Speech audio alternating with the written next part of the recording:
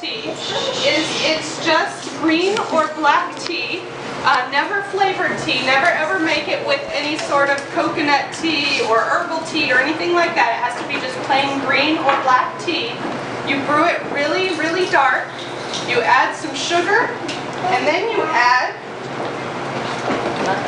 a SCOBY. This is a SCOBY. It's a symbiotic culture. I'm going to screw this up. Symbiotic culture of bacteria and yeast. So that's what's growing in here. It's alive. And you put it in your dark tea that you just made with some sugar, and you let it sit for about a week or so, depending on how strong you like it. And it'll sit in there, and it'll brew, it'll ferment your nice green or black tea into this fermented tea. And the reason you do this sounds kind of weird, but you know, people drink wine and all sorts of fermented stuff.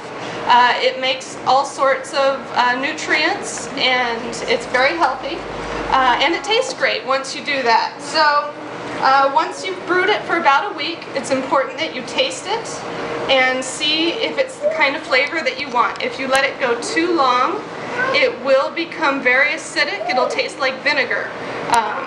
I didn't want to brew it at first because my friend made it, and he was always complaining that when his wife brewed it, it tasted like vinegar, and he had to put in like 90% juice to 10% tea, and I thought, why would I want to drink vinegar? That's gross. So I didn't brew it for a long time, but it turns out he was doing it too long. You need to check it every once in a while and see if it still tastes good. If it tastes like vinegar, you can still use it, but you would use it in your raw cooking like you would use vinegar instead of drinking it. Or you could dilute it a lot like he did.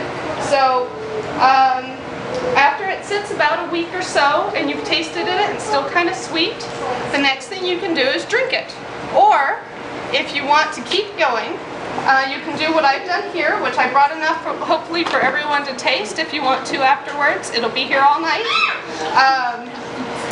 You would then take it from the jar that you brewed it in, which I forgot to mention, you put a cheesecloth over the top, or better yet, a cut up tighter weave cloth, like a dishcloth or a t-shirt or something like that, to keep out the fruit flies.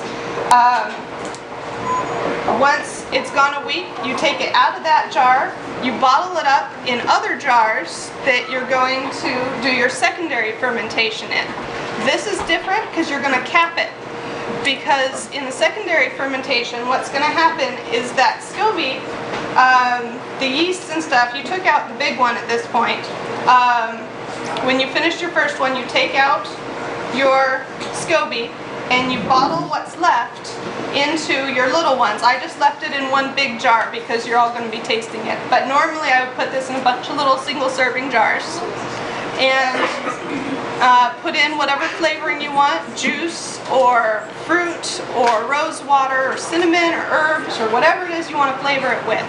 And cap it off and let it sit again for another 2 to 7 days. And what's going to happen during this time with that cap on is that instead of having the cloth over where all of the bubbles or the gases that the SCOBY was making are dissipating, now that you have the cap on there, it's going to hold it all in there. And so you're going to end up having very bubbly kombucha. And so that way it's fizzy like a soda. Also then you've got the fruit juices and things in there that make it taste really good. So that is the very, very basic kombucha class.